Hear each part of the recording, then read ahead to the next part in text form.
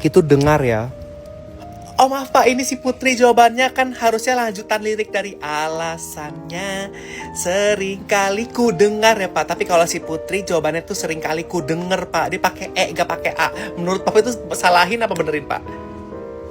Oh dibenerin Pak, tapi itu kan beda huruf Pak. Harusnya kan dengar ya, bukan denger. Salahin aja gak sih Pak? Saya salahin aja ya Pak, nanti terserah Pak Bapak mau dibenerin apa enggak. Cuma saya salahin aja di sini ya.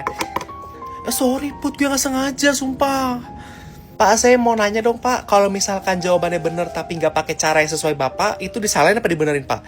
Si Putri ini jawabannya sih bener Pak, tapi dia pakai cara yang beda Pak. Cuman bener sih, cuman kan nggak sesuai Bapak, salahin aja ya Pak.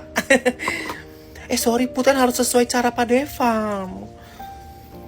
Maaf Pak, walaupun caranya beda, tapi kan jawabannya sama Pak. Dan saya udah jelasin caranya gimana Pak, nggak yang kayak ngasal tulis jawabannya Pak. Harusnya dibenerin Pak. Tetap aja harus pakai cara yang sesuai kayak saya sih. Ih, Dafrina.